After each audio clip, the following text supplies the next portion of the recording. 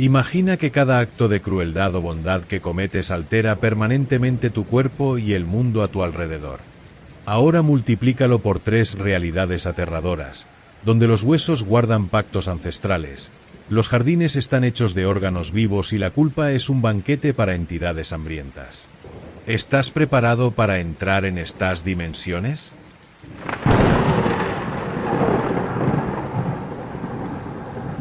La primera vez que comprendí el verdadero precio de nuestra ciudad fue cuando extraje la culpa de un hombre rico y la vi palpitar en mi mano como un parásito grasiento. Veridia no es un lugar para almas débiles. Las calles respiran, los edificios sangran y cada acción deja una cicatriz indeleble en la carne del mundo y en la nuestra propia.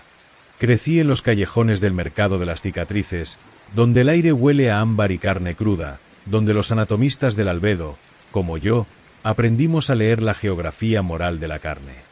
Mi maestra, una mujer severa llamada Carmen, cuyas manos estaban enjolladas por finas raíces de plata debido a una vida de compasión calculada, me enseñó que estábamos aquí para mantener un equilibrio precario. Yo, Arturo, era uno de sus cirujanos espirituales más prometedores. La codicia, en particular, posee una topografía repugnante. El barrio de Puerto Dorado, antaño un próspero centro comercial, ahora se asemejaba a un organismo con una enfermedad vascular terminal. Las calles, estrechas e hinchadas, parecían venas obstruidas por placas de una sustancia ámbar y resinosa que exhalaba un olor dulzón de decadencia. Los edificios, antes imponentes, tenían sus fachadas agrietadas, revelando capas inferiores de una materia orgánica y palpitante, similar a una herida que se niega a cicatrizar. Las ventanas parecían párpados inflamados y llorosos, derramando una secreción salada que corroía el pavimento. Era el resultado de décadas de transacciones voraces, de una ambición que consumía no solo almas, sino la propia materia de la ciudad. Mi cliente aquella noche era Héctor, un magnate del comercio cuya piel comenzaba a transformarse en un pergamino translúcido. A través de ella, miniaturas espectrales repetían incansablemente su traición más infame, el momento en que arruinó a su socio, Octavio, para quedarse con una fortuna. La culpa, aunque débil, se manifestaba como una sombra húmeda e inquieta bajo su piel, a la altura del plexo solar. Él no sentía remordimiento, solo una profunda incomodidad estética y el miedo a que su deshonra se volviera demasiado visible. El procedimiento era delicado, una cirugía espiritual para extraer aquella sombra antes de que se cristalizara por completo. La sala de operaciones era una estancia circular forrada de terciopelo negro, donde la única luz emanaba de lámparas de filamento de plata, frías al tacto. Héctor yacía sobre la mesa de ébano, su cuerpo ungido con un ungüento de hierbas raras que volvía la carne temporalmente translúcida. Mis herramientas, talladas en hueso de algún animal extinto hace eras, brillaban con una luz propia. Con una hoja que más bien parecía un espino gigante, hice una incisión sutil sobre el área sombría. No hubo sangre, solo un brillo opalescente que se abrió como un portal hacia su psique.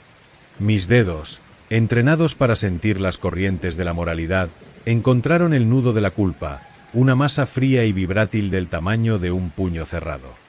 La extracción es siempre una experiencia visceral. Al tirar de la masa hacia afuera, se retorció en mi mano, adoptando formas fugaces que recordaban el rostro desesperado de Octavio. Era un peso físico, una entidad de pura emoción negativa.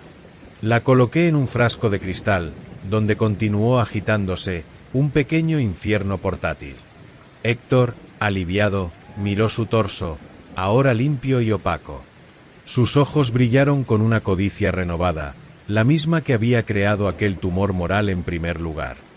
Yo había curado el síntoma, pero había empeorado la enfermedad. Y por una bolsa de monedas pesadas, me convertí en cómplice. Fue después de esa transacción vacía que las visiones comenzaron. Investigando en los tomos prohibidos del gremio, textos escritos en pieles humanas tratadas, descubrí fragmentos de la verdad. Veridia no era un accidente geográfico. Era una semilla. Una entidad dormida, un dios hambriento plantado bajo el cruce de las líneas ley, que se alimentaba de las energías extremas que nuestra ciudad producía. La expansión urbana, el crecimiento descontrolado de la población y, sobre todo, la escalada de la crueldad sistémica estaban creando un desequilibrio peligroso. La entidad, que Carmen llamaba el súbito, prefería el sabor amargo del sufrimiento al sabor suave de la virtud. Estábamos alimentando un parásito cósmico, y el colapso sería su despertar.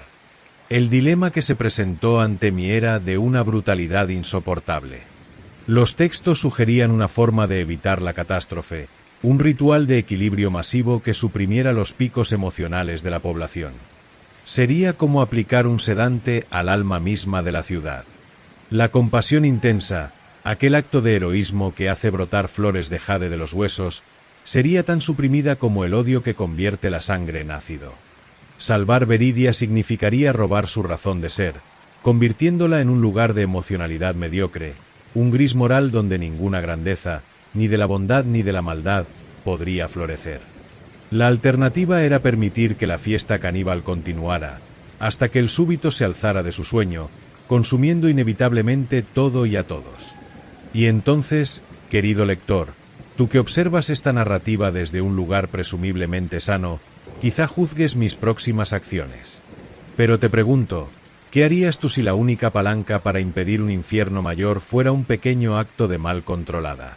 La cuestión no es de bien o mal, sino de cálculo de daño.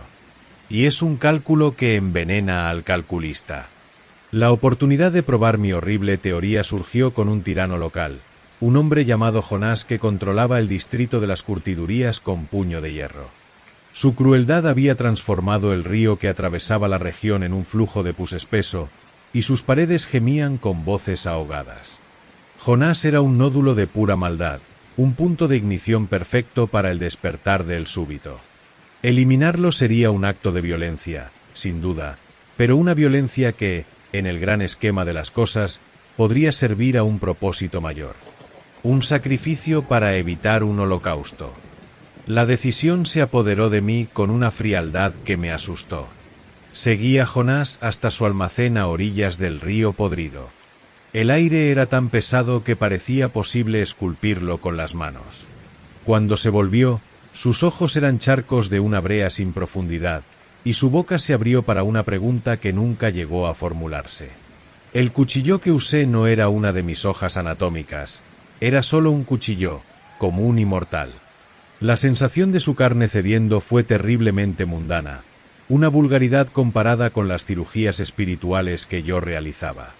No hubo manifestación espectacular, solo el silencio súbito de una vida apagándose. Pero Veridia lo notó. Mientras observaba el cuerpo de Jonás, una transformación comenzó a desarrollarse a mi alrededor. Las luces del almacén parpadearon y se intensificaron, no como fuego, sino como ojos abriéndose. El río de pus a un lado pareció coagularse por un momento, y luego fluir con una dirección renovada, menos caótica. Un peso inmenso, una presión que no era física, pareció disiparse de los hombros de la ciudad. Yo había logrado un acto de violencia para restaurar un equilibrio inestable. Yo había cometido un asesinato para, quizás, salvar a miles. La victoria, sin embargo, tiene un sabor a ceniza y cobre. Al volver a mi santuario, percibí que mi propia geografía interna había cambiado. Donde antes había solo la piel lisa de un anatomista, venas finas y oscuras, como raíces de carbón, comenzaron a esparcirse desde la palma de mi mano derecha, la mano que empuñó el cuchillo. No duelen, pero siento una frialdad permanente emanando de ellas, un recordatorio silencioso del precio de mi acto de equilibrio. Y peor, siento que la ciudad ahora me observa, no con gratitud, sino con una curiosidad hambrienta. El súbito puede haber sido retrasado, pero no fue derrotado. Solo bostezó en su sueño, y yo, Arturo, me volví interesante para él. El cuchillo que usé en Jonás yace en el suelo del almacén, pero el corte verdadero, aquel que separa al hombre que fui del monstruo en que me estoy convirtiendo, es una herida que aún está muy, muy abierta. Y algo, desde el lugar oscuro bajo la ciudad, comenzó a susurrar mi nombre.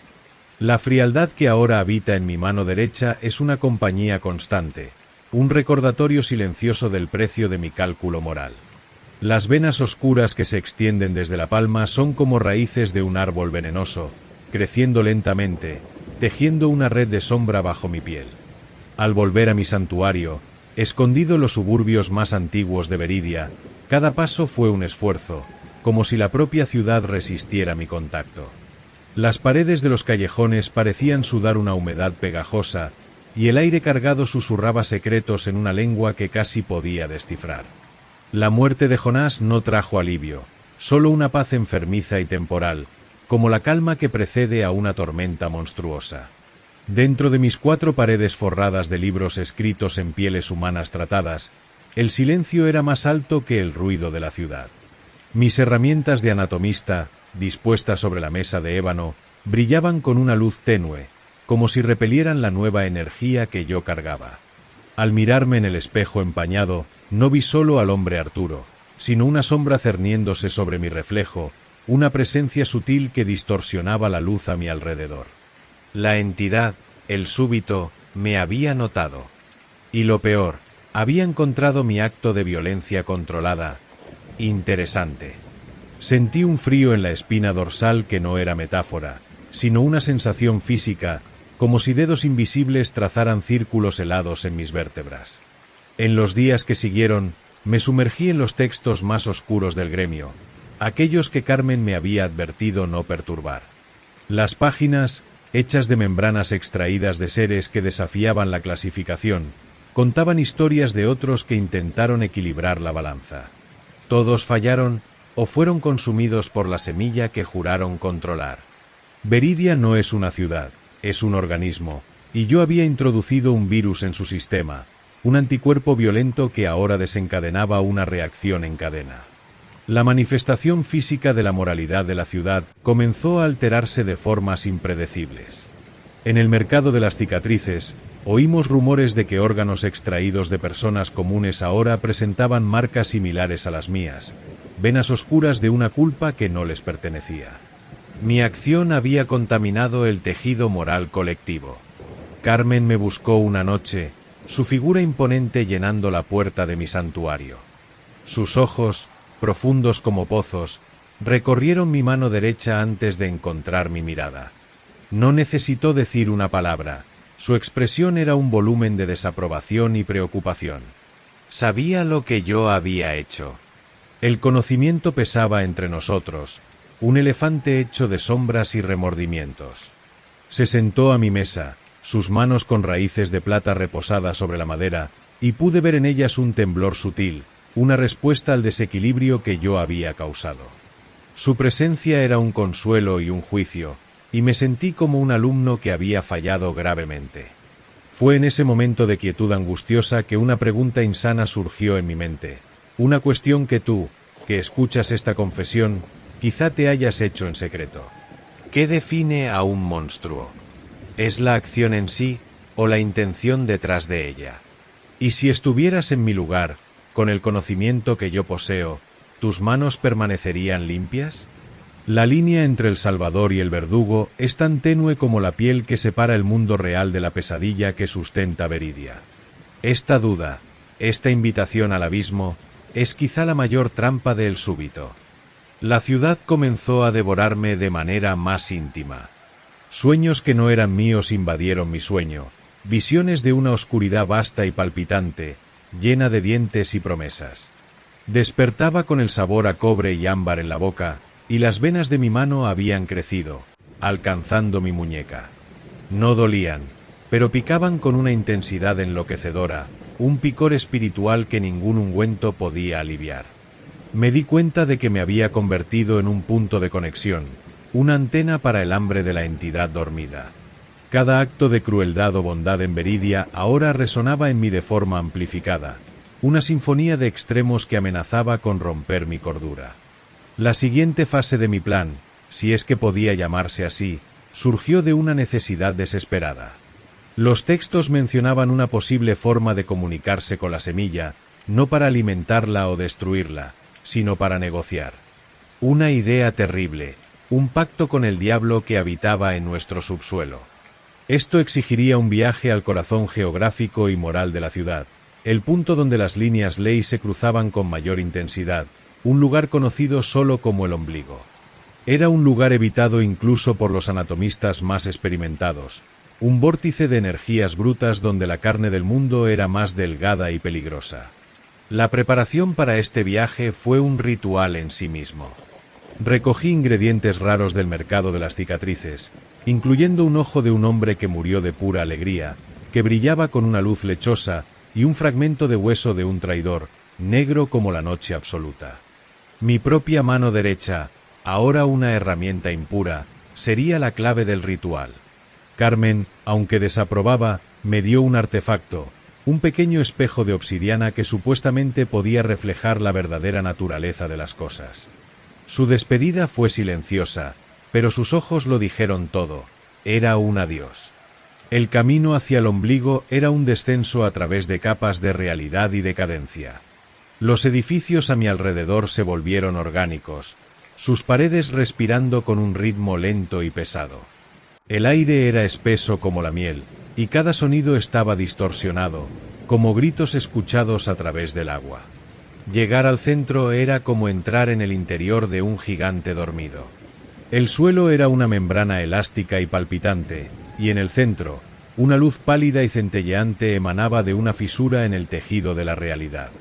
Era hermoso y horrible, la fuente de toda la magia y el tormento de Veridia. Al acercarme, sentí que el súbito volvía su atención hacia mí, no como una presencia individual, sino como la propia ciudad despertando. La fisura comenzó a expandirse, y de ella emergió no una forma física, sino una comprensión, un conocimiento implantado directamente en mi mente. La entidad no quería ser equilibrada, ni destruida. Quería un huésped, un vehículo para experimentar el mundo que alimentaba. Y yo, con mi acción calculada y mi alma ahora marcada, era el candidato perfecto. El pacto que imaginé era una ilusión. Yo no era el negociador, era la ofrenda. La luz de la fisura se intensificó, envolviendo mis pies, trepando por mis piernas como una enredadera de energía viva. Mi mano derecha ardía con un frío intenso, las venas oscuras brillando con una luz negra. Sentí una conciencia vasta y antigua intentando fusionarse con la mía, una inundación de deseos y recuerdos que no eran míos. Era una agonía y un éxtasis más allá de las palabras. Luché, no por heroísmo, sino por un instinto básico de autoconservación. El espejo de Carmen cayó de mis manos, y al mirarlo, vi no mi reflejo, sino una visión de la ciudad como sería si cedía, un panorama de pesadilla donde cada ciudadano era una extensión de mi voluntad distorsionada, y cada acto de bondad o maldad era coreografiado por la entidad dentro de mí. En el último momento, logré alejarme, rompiendo el contacto con un esfuerzo que sentí rasgar algo fundamental en mi espíritu. Caí hacia atrás, la luz retrocediendo hacia la fisura con un sonido de frustración que resonó en mis huesos. Pero el daño estaba hecho. Una parte del súbito ahora estaba dentro de mí, no como un huésped completo, sino como un simbionte forzado. Las venas de mi mano se habían fusionado con la carne, formando un patrón permanente, un tatuaje vivo que susurraba promesas de poder y destrucción. Huí del ombligo, pero sé que no puedo huir de mí mismo. La entidad ahora está vinculada a mí, y yo a ella. El equilibrio que busqué está más lejos que nunca, y mi violencia controlada puede haber abierto la puerta a una esclavitud eterna. Veridia observa, espera y susurra.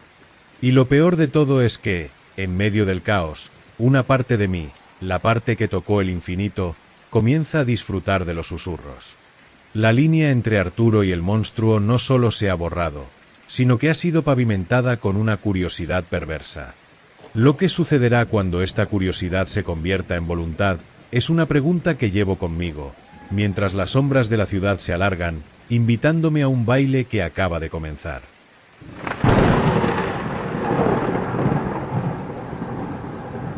La primera vez que puse mis manos sobre el esqueleto del rey Arturo, supe que había perturbado algo que debía permanecer dormido. La tierra en aquella parte de Granada era húmeda y pesada, olía a metal y huesos antiguos, y cada golpe de pala me hacía sentir como una profanadora de tumbas. Pero yo, Lara, arqueóloga de profesión y desenterradora de secretos por vocación, no podía imaginar que aquel hallazgo rutinario desencadenaría una guerra silenciosa por el alma misma del continente. Los huesos del rey no eran simples restos, eran un archivo, un registro indeleble de un pacto tan antiguo como las montañas que rodean la ciudad. Fui abordada por los osteomantes días después del descubrimiento. Aparecieron como sombras al anochecer, hombres y mujeres de vestiduras austeras, con rostros pálidos y manos que parecían conocer el peso de cada vértebra humana. Liderados por un hombre imponente llamado Octavio, cuya mandíbula era tan cuadrada y rígida como los principios que juraba defender, me explicaron de manera condescendiente la naturaleza de mi hallazgo. Eran los guardianes de la liturgia de los huesos, una secta que veía el esqueleto como la única verdad perdurable del ser, un libro de carne petrificada donde cada experiencia estaba grabada. El esqueleto de Arturo, me dijeron, era una reliquia de poder inconmensurable, pues contenía no solo su historia, sino la memoria de un acuerdo con una entidad geológica que dormía bajo nuestros pies, una conciencia de roca y tiempo que ellos llamaban el cimiento. Octavio y sus seguidores, sin embargo, no eran los sabios ascéticos que yo esperaba. Eran burócratas de un poder oscuro, vestidos con trajes caros bajo las túnicas rituales, sus ojos brillando con la codicia de controlar los recursos naturales que el pacto original mantenía en equilibrio. Querían reescribir los huesos del rey, editar el pacto para torcer la voluntad del cimiento a su favor. Me ofrecieron riqueza, acceso a conocimientos prohibidos, pero algo en sus sonrisas demasiado pulidas me heló la sangre. La verdad, me di cuenta, era una mercancía para negociar, y eso me llenó de una repulsión visceral. Fue así como conocí a Isabel y a Teo, una facción disidente de los osteomantes que me encontró a la sombra de una iglesia colonial en Barcelona. Isabel, una mujer con ojos que guardaban la profundidad del mar y manos finas que temblaban levemente, como si sintieran constantemente el eco de huesos lejanos, me explicó el peligro real. La reescribitura, el proceso de alterar la historia contenida en el hueso, no era una simple corrección. Era una violencia metafísica. El hueso original, con su verdad intrínseca, no era destruido, sino exiliado a un lugar fuera de nuestro mundo, el osario metafísico. Cada reescribitura creaba una falla en la realidad, una grieta por donde las consecuencias no intencionadas podían filtrarse. Reescribir el pacto de Arturo no significaría control, sino un cataclismo, el despertar brutal del cimiento. Me llevaron a su santuario secreto, un sótano húmedo bajo un antiguo caserón en Toledo, donde la humedad salada del mar se mezclaba con el olor a incienso y hueso quemado. Fue allí donde presencié mi primera lectio ósea, el ritual de lectura ósea. Isabel tomó un fragmento de costilla de un animal, aunque podría haber sido humano, no pregunté.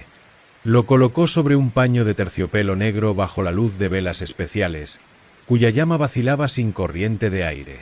Canturreó palabras en una lengua que parecía hecha de susurros y crujidos secos, y sus manos se cernieron sobre el hueso.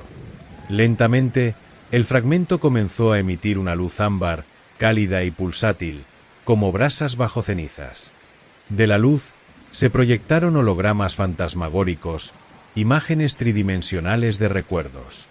Vi al animal pastando en campos verdes, luego el terror de su caída, el dolor agudo de la fractura que ahora definía aquel trozo de hueso. Era espantosamente íntimo, como ver el alma de una cosa ser desnudada contra su voluntad. Fue en ese momento, observando aquellos recuerdos danzar en el aire húmedo, que un pensamiento insano cruzó mi mente. Usted, que escucha esta confesión, debe pensar que la arqueología trata con el pasado muerto, seguro bajo capas de polvo. Pero yo le digo, el pasado está vivo, solo duerme en formas que no sabemos reconocer. Y despertarlo es un riesgo que pocos entienden hasta que es demasiado tarde. La decisión fue tomada por mí cuando Octavio y sus seguidores aparecieron en el museo donde guardaba provisionalmente el esqueleto. Sus intenciones eran claras, tomarían los huesos por la fuerza si era necesario. La política dentro de la secta era un campo minado de traiciones y ambiciones. Los disidentes me explicaron que para evitar la reescritura, yo necesitaría entrar en el propio osario metafísico, encontrar el hueso original de Arturo antes de que la versión alterada fuera implantada en la realidad y traerlo de vuelta. Era un viaje suicida, pues el osario no era un lugar físico, sino una dimensión de pura consecuencia, donde todas las verdades exiliadas se acumulaban. La entrada al osario fue un ritual en sí mismo, realizado en una cueva escondida en las montañas de Sierra Nevada. Teo, un hombre silencioso cuya propia columna vertebral parecía cargar el peso de historias no contadas, me guió. El ritual implicaba la quema de huesos específicos y el canto de letanías que hacían vibrar el aire. El portal no se abrió con un estruendo, sino con un silencio súbito y absoluto, seguido de una visión que me paralizó de horror. El osario metafísico era un paisaje surrealista de huesos infinitos. Se apilaban como montañas distorsionadas, formando valles y precipicios de una blancura enfermiza. Había fémures del tamaño de secuoyas, cráneos vastos como plazas, todos brillando con una luz interna fantasmal. Y estos no eran huesos comunes, eran huesos de realidades alternativas, de elecciones no tomadas, de verdades negadas. Algunos tenían colores imposibles, otros se movían lentamente, como si aún estuvieran conectados a cuerpos fantasmales. El suelo era un mar de fragmentos que crujían bajo mis pies con un sonido apagado, y el cielo, si es que podía llamarse así, era una bóveda de costillas entrelazadas, formando una jaula cósmica. Caminar por aquel lugar era una agonía para los sentidos. Susurros reverberaban desde los huesos, fragmentos de recuerdos de millones de vidas alternativas, una cacofonía de arrepentimientos y alegrías perdidas. Mi propia mente comenzó a deshilacharse, cuestionando cada recuerdo que tenía por verdadero. Encontrar el hueso específico de Arturo era como buscar un grano de arena en un desierto de pesadilla. La luz ámbar de su pacto debería guiarme, pero entre tantas verdades exiliadas, era una aguja en un pajar cósmico. Mientras buscaba, sentí la presencia de Octavio y sus seguidores. Me habían seguido, no físicamente, sino a través de un vínculo que tenían con el esqueleto alterado. Sus formas espectrales aparecieron entre los huesos, distorsionadas y llenas de una arrogancia terrible. No podían tocarme directamente en el osario, pero podían influir en el ambiente, dirigiendo hacia mis recuerdos particularmente dolorosos o aterradores de los huesos circundantes. Vi guerras que nunca sucedieron, plagas que fueron evitadas, amores que murieron antes de nacer, todo proyectado en mi mente con una viveza que amenazaba con romper mi cordura. Fue entonces cuando encontré, no el hueso de Arturo, sino algo que lo cambió todo. En un claro entre pilas de vértebras, había un hueso pequeño, un hueso del oído interno, que palpitaba con una luz familiar. Era el hueso original de Isabel, la osteomante disidente. Ella me había dicho que nunca había pasado por una reescritura, pero allí estaba la prueba de un recuerdo exiliado, un secreto que cargaba. Al acercarme, el recuerdo contenido en él invadió mi mente. Vi a Isabel, años más joven, cometiendo un acto de cobardía que traicionaba a su propio mentor, un acto que había suprimido mediante una reescritura menor. La verdad era amarga, y me hizo cuestionar todas mis alianzas. Ahora, aquí estoy, perdida en este cementerio de verdades, con las proyecciones hostiles de Octavio cerrándose a mi alrededor, y el peso del secreto de Isabel ardiendo en mi mente. Encontrar el hueso de Arturo es crucial, pero confiar en alguien se ha convertido en un lujo que no tengo. El pacto original debe ser recuperado, o la codicia de los hombres despertará algo que no puede ser controlado. Siento la presión del cimiento incluso aquí, en los susurros de los huesos, una presencia geológica y paciente que aguarda el resultado de esta guerra silenciosa. Y yo, Lara, que solo quería desenterrar el pasado, ahora cargo el futuro de un continente en mis manos temblorosas. La búsqueda apenas ha comenzado, y el osario tiene más secretos que revelar, secretos que bien podrían redefinir todo lo que creía saber sobre la verdad, la lealtad y el precio de meterte con los huesos del mundo. La descubierta del hueso de Isabel resonó en mí como un golpe sordo, sacudiendo los cimientos de cualquier certeza que me quedara. El peso de aquel recuerdo exiliado, La cobardía que había ocultado se mezcló con el terror inmediato de las proyecciones que Octavio y sus seguidores dirigían contra mí. Sus formas espectrales bailaban entre las pilas de huesos, distorsionando aún más la ya caótica geografía del osario. Susurros de futuros perdidos y pasados negados giraban a mi alrededor, una tormenta de realidades alternativas que amenazaba con diluir mi propia identidad. Cada paso que daba sobre el mar de fragmentos era un acto de fe, un intento desesperado de avanzar hacia una luz ámbar que esperaba fuera el pacto de Arturo. La luz que buscaba no era constante, pulsaba de manera irregular, como un corazón débil bajo una presión inmensa. Avancé, dejando atrás el claro donde había encontrado el secreto de Isabel, cargando con aquella verdad como una piedra en mi pecho. Las montañas de huesos parecían reorganizarse frente a mí, creando callejones sin salida y abismos súbitos. Era como si el propio osario reaccionara a mi presencia, consciente de mi misión y de la amenaza que representaba para el equilibrio que Octavio deseaba romper. Los hologramas que él proyectaba se volvieron más personales, mostrándome versiones de mí misma que habían fallado, lares que se habían rendido o que habían sido consumidas por la locura de este lugar. Era una tortura refinada, diseñada para socavar mi voluntad. Usted puede preguntarse, en este momento, ¿por qué simplemente no abandoné esta búsqueda? ¿Por qué no me dejé llevar por la corriente de horror?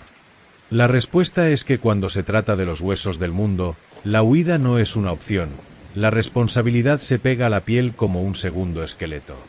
Cada recuerdo que veía reforzaba lo que estaba en juego, no solo para mí, sino para todos aquellos cuyas vidas se construían sobre la verdad dormida del cimiento.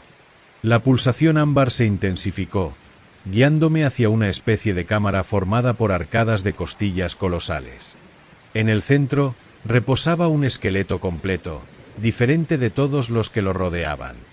No era una pila desordenada, sino que estaba articulado, como en reposo solemne. Los huesos tenían una coloración profunda, casi dorada, y los recuerdos que de ellos emanaban no eran caóticos, sino ordenados, como los capítulos de un libro sagrado. Era Arturo. Al acercarme, las proyecciones hostiles de Octavio retrocedieron por un momento, como si el propio poder del rey ancestral los repeliera. Pude ver hologramas de ceremonias antiguas, de un hombre sabio negociando con la tierra misma, un pacto de respeto y equilibrio que hacía cantar suavemente a la roca.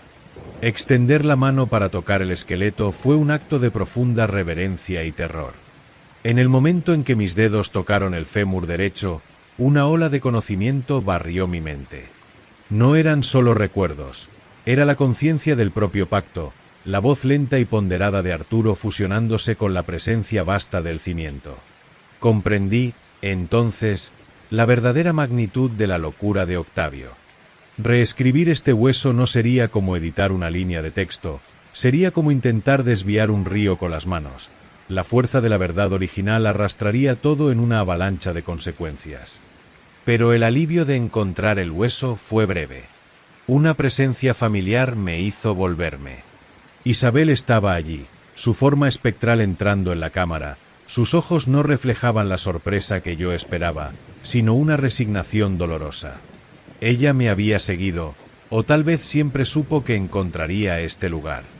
El recuerdo de su hueso exiliado ardía entre nosotros, un secreto que ahora nos separaba más que cualquier enemigo externo.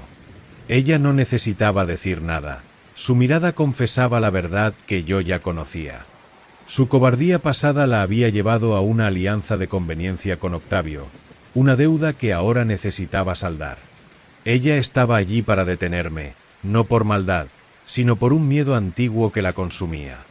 La traición no llegó como un ataque frontal, sino como una parálisis.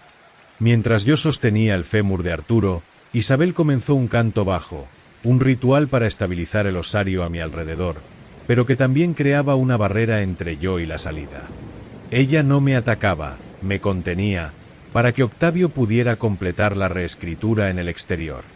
La disonancia entre la verdad que yo cargaba y la falsedad que ella representaba creó una grieta en el suelo de la cámara, una rajadura por donde manaba una luz pálida y enfermiza, la manifestación de la realidad defectuosa que la reescritura estaba provocando. Sentí temblar el mundo exterior. Allá afuera, en el Museo de Granada, Octavio debía estar realizando el ritual final. El cimiento se estaba despertando, no bajo el mandato del pacto original, sino bajo la distorsión codiciosa de los osteomantes. El osario entero comenzó a estremecerse, huesos de eras incontables chocando unos contra otros en una cacofonía de desesperación. El pacto original en mis manos se volvió caliente, un ancla en medio del caos, pero yo estaba atrapada, traicionada por una aliada que nunca había sido completamente mía. La luz pálida de la grieta creció, y dentro de ella, vislumbré el museo, como a través de un vidrio empañado. Vi a Octavio triunfante, el esqueleto alterado de Arturo brillando con una luz artificial y cruel. Y vi algo más, algo que heló la sangre en mis venas. La entidad geológica, el cimiento, no se estaba sometiendo. Se estaba alzando, una ola de roca e ira que comenzaba a devorar la ciudad, una respuesta directa a la violación del pacto. La reescritura no había traído control, había traído aniquilación. Ahora, sostengo la clave para revertir esto, pero estoy varada en el limbo entre la verdad y la mentira, con el recuerdo de la mirada culpable de Isabel como mi única compañía. El hueso de Arturo late en mi mano, un faro de esperanza en un mar de huesos que se derrumba. Para salvar el mundo, necesito salir de este lugar y restaurar la verdad, pero la salida está bloqueada por la misma persona que me guió hasta aquí. Y peor, siento que mi estadía en el osario me está cambiando. Mis propios recuerdos comienzan a parecer extraños, como si yo misma me estuviera convirtiendo en una verdad exiliada. Los cimientos del mundo tiemblan, y yo, Lara, puedo ser la única que pueda enderezarlos, si logro recordar quién era antes de entrar en esta pesadilla.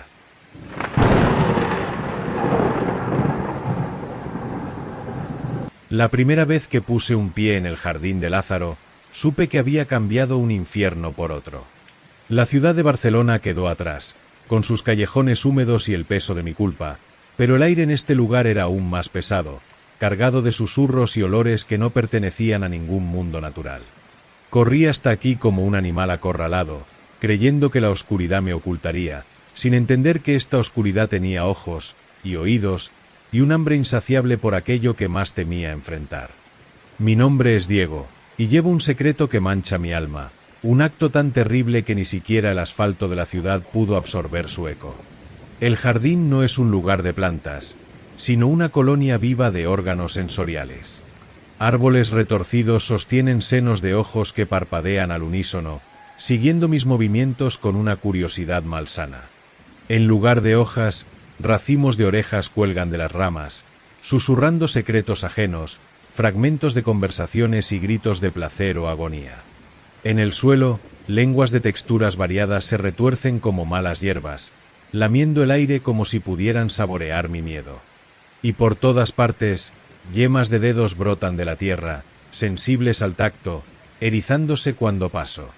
Es una belleza horrible, un tapiz de carne y percepción que existe en la frontera entre el mundo tangible y el reino de los sentidos puros. Pensé que sería un escondite, pero es una jaula sensorial.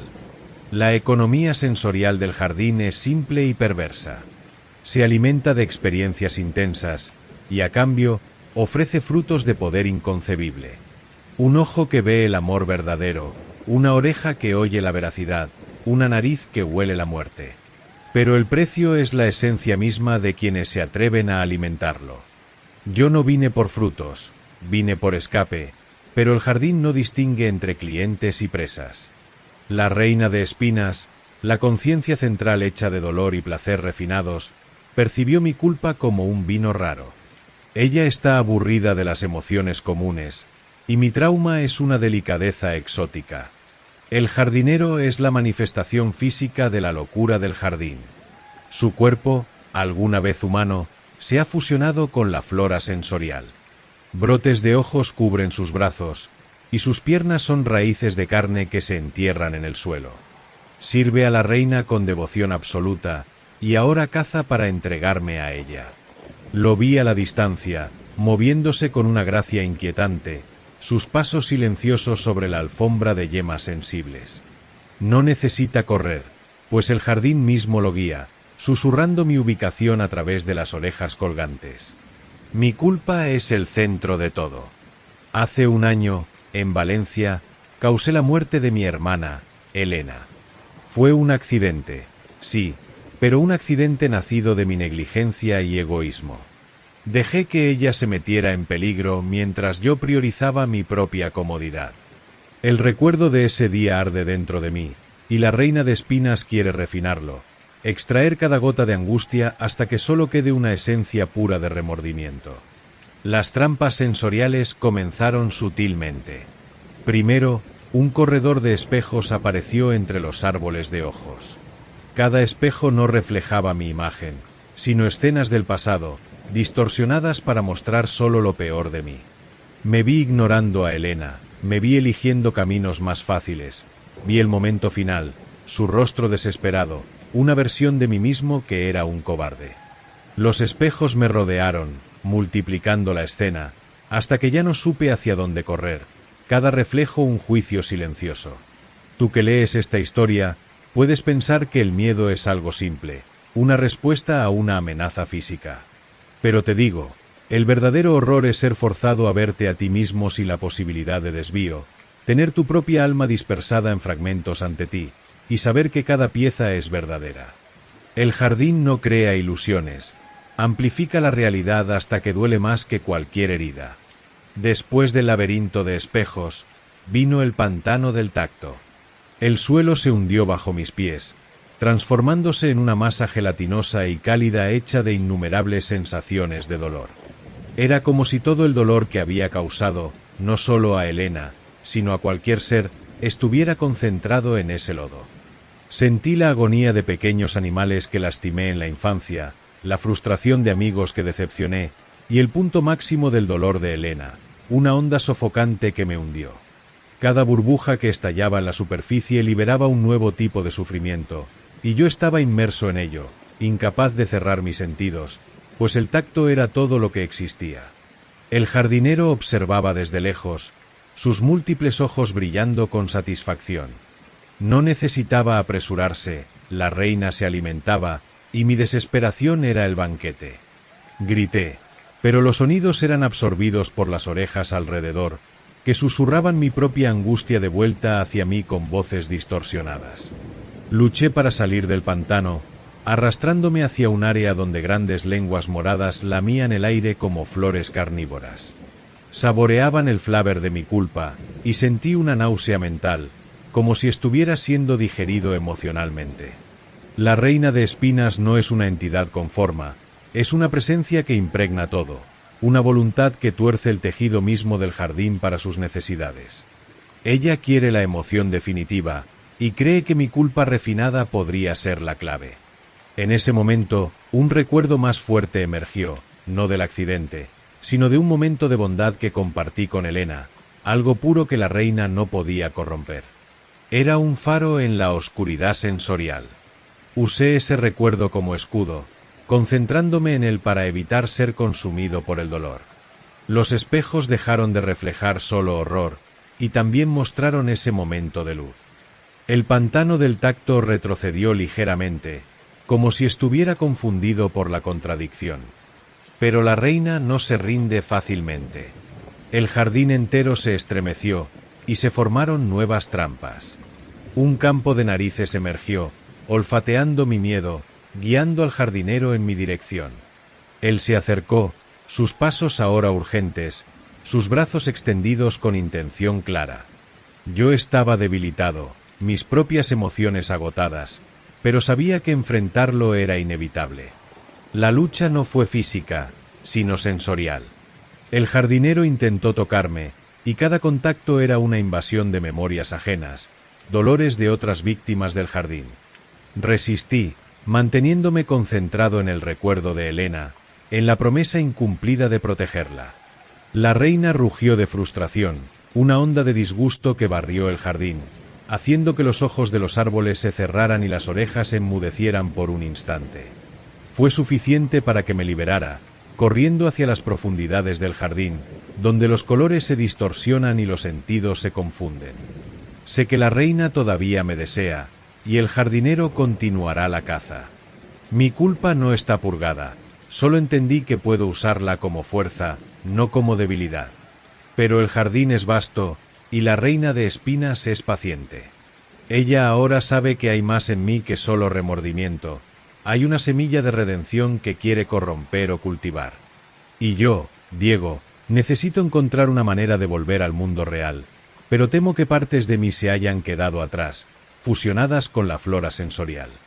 La búsqueda de una salida apenas ha comenzado, y el susurro de los órganos a mi alrededor me dice que la próxima trampa será aún más personalizada, tal vez involucrando no solo mi pasado, sino el futuro que temo enfrentar. La huida a través del jardín era una carrera ciega a través de una galería de pesadillas vivas. Mis pies se hundían en el suelo esponjoso, compuesto de innumerables yemas de dedos que se contraían bajo mi peso, enviando escalofríos de sensaciones ajenas por mis piernas. El aire olía a miel podrida y sangre fresca, un aroma que se aferraba a la parte posterior de mi garganta. El recuerdo de Elena, ese faro de bondad, aún palpitaba en mi mente, un antídoto frágil contra el asalto sensorial del jardín. Pero sentía la atención de la reina de espinas como una presión en mi cráneo, una presencia sin rostro, hecha de pura expectación. Ella no estaba satisfecha con mi resistencia, y el jardín respondía a su frustración. El paisaje frente a mí se transformó en un campo de lenguas gigantes, cada una del tamaño de un brazo humano, plantadas como flores exóticas. Se alzaban del suelo, balanceándose suavemente, sus superficies húmedas brillando con una luz interior. Al pasar junto a ellas, las lenguas se estiraban, intentando tocarme, y cada contacto era una invasión de sabor. No era el sabor de la comida, sino el flavor de las emociones. Una lengua lamió mi brazo, y mi boca se llenó del amargor metálico de mi propio miedo. Otra tocó mi mejilla, y experimenté el gusto empalagoso de la nostalgia, recuerdos de la infancia que ahora parecían corruptos. Era una tortura gustativa, obligándome a saborear cada aspecto de mi propia psique. El jardinero ya no estaba a distancia. Lo oía ahora, no con mis oídos, sino a través de los susurros de los racimos de orejas que se volvían hacia mí, transmitiendo el sonido de sus pasos pesados y el arrastre de sus raíces carnosas. Se estaba acercando, y el jardín le abría camino, los árboles de ojos parpadeando en patrones que parecían guiarle. Me vi acorralado contra un muro vivo, una estructura hecha de miles de narices entrelazadas, que se contraían y expandían, olfateando el aire. El olor era abrumador, un concentrado de todos los olores que asociaba con mi culpa, el perfume de Elena mezclado con el olor a hospital y el hedor de mi propia negligencia. Fue en este momento de desesperación que un pensamiento cruzó mi mente, una idea que tú, inmerso en la seguridad de tu realidad, podrías encontrar absurda. Pero cuando cada sentido es atacado, la única defensa es cuestionar la propia naturaleza de la percepción. ¿Qué es real, si no lo que sentimos? Y si pudiera distorsionar mis propios sentidos, ¿engañar al jardín que se alimenta de ellos? Me concentré nuevamente en el recuerdo de Elena, pero esta vez, no como un escudo, sino como una lente. Intenté alterar la forma en que experimentaba el jardín. Cuando una lengua intentó imponerme el sabor de la culpa, me forcé a recordar el flavor del pastel que Elena y yo comíamos en secreto en la cocina los domingos. No fue fácil, la intrusión era violenta, pero por un breve instante, el gusto dulce y cálido del chocolate superó al amargo. La pared de narices olfateó el aire confundida, y los olores de la culpa disminuyeron ligeramente, reemplazados por el olor ficticio de vainilla y harina. El jardinero se detuvo a unos metros de mí, sus múltiples ojos fijos en mi dirección, expresando una curiosidad furiosa. Extendió un brazo, y de los brotes de ojos en su piel, se proyectaron imágenes, no de mis recuerdos, sino de los suyos. Vi destellos de un hombre común, un jardinero de verdad, cuidando plantas normales en un lugar soleado.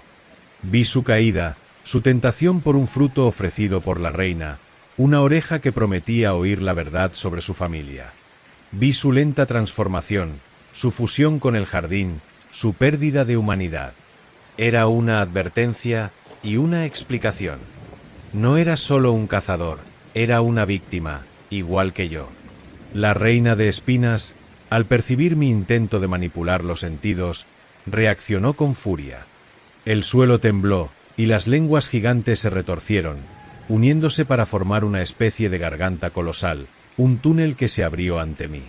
Desde su interior emanaba un calor húmedo y un sonido profundo, como un latido del corazón amplificado.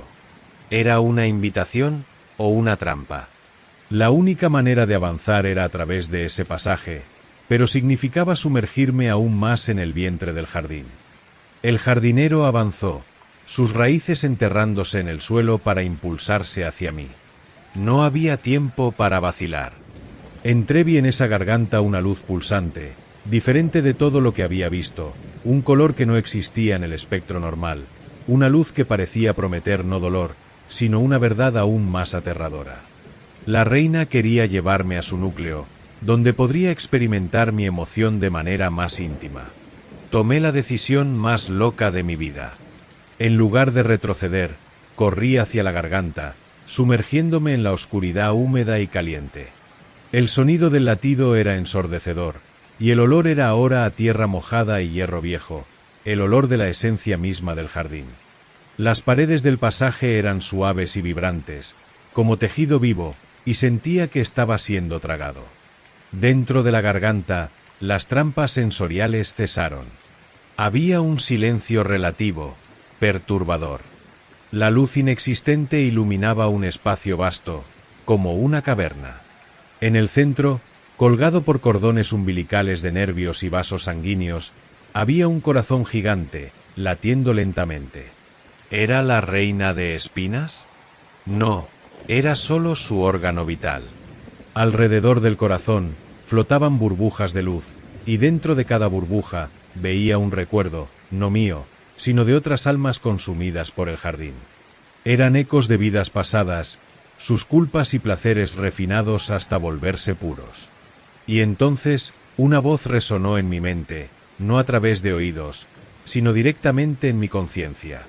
Era una voz compuesta de susurros y gritos, de dolor y éxtasis. La reina me habló. No me amenazó, sino que expresó su aburrimiento infinito. Había experimentado todas las emociones humanas, pero ninguna era definitiva. Mi culpa, dijo, era interesante porque era compleja, mezclada con amor y remordimiento. Me propuso un pacto. A cambio de liberarme, yo consentiría en dejar que ella extrajera y refinara mi culpa por completo, convirtiéndola en una emoción pura para su colección. El precio sería que perdería para siempre la capacidad de sentir cualquier rastro de esa culpa, y con ella, los recuerdos de Helena. Sería una cura, pero también una mutilación de mi alma. Quedé paralizado. La oferta era tentadora. Liberarme de ese dolor constante, del peso que me aplastaba desde la muerte de Helena. Pero perder los recuerdos de ella, era como matarla por segunda vez. Mientras reflexionaba, el jardinero entró en la caverna, deteniéndose a una distancia respetuosa. Su presencia era de expectativa, como si él también esperara mi decisión. La reina me mostró una burbuja de luz donde un recuerdo similar había sido refinado. Vi a un hombre que había perdido su culpa por un crimen, y con ella, toda capacidad de empatía. Estaba libre, pero vacío, una cáscara ambulante. ¿Ese era el futuro que me esperaba? Mi vacilación fue la respuesta que la reina no quería. Rugió de disgusto, y el corazón gigante aceleró su latido. El jardinero avanzó, no para capturarme, sino para expulsarme. La caverna comenzó a contraerse, las paredes cerrándose. Tenía que salir de allí. Corrí fuera de la garganta, que ahora se cerraba detrás de mí. El jardín entero estaba en agitación, los órganos sensoriales retorciéndose en frenesí. El jardinero me perseguía, pero su avance era menos agresivo, casi como si me diera una oportunidad de escapar. Tal vez él sabía que un Diego vacío no le interesaba a la reina. Me encontré en una parte del jardín que no había visto antes. Era un lugar más tranquilo, donde los órganos parecían inactivos. En el centro, había un único árbol, diferente de los demás. En sus ramas no había ojos ni orejas, sino frutos que parecían hechos de luz suave. ¿Eran los famosos frutos de poder? Uno de ellos, un ojo dorado, parecía observarme con una serenidad extraña. Aquí, el susurro de la reina era más débil. Tal vez este fuera un lugar de relativa seguridad, un punto ciego en su conciencia. Pero sabía que era temporal. La reina no se rendiría. Ella había probado una parte de mi esencia y quería más. Ahora, tengo una elección imposible. ¿Debo intentar cosechar uno de estos frutos, arriesgándome a una mayor corrupción, con la esperanza de encontrar poder para enfrentar a la reina? ¿Debo intentar encontrar una salida del jardín, sabiendo que llevo su atención conmigo? ¿O debo rendirme, aceptar el pacto y perder todo lo que soy? El recuerdo de Helena todavía está conmigo, pero más débil, como si el jardín lo estuviera erosionando. El jardinero está ahí fuera, esperando. Y la reina de espinas, esa conciencia de dolor y placer, ahora sabe que soy más que una simple fuente de emoción. Soy un desafío, un rompecabezas que está decidida a resolver. La próxima vez que me alcance, sus trampas serán aún más personales, tal vez involucrando no solo mi pasado, sino el futuro que podría haber tenido, o los secretos más profundos que ni siquiera yo conozco. La búsqueda de la salvación, o del olvido, apenas ha comenzado, y el jardín está lejos de haber terminado conmigo.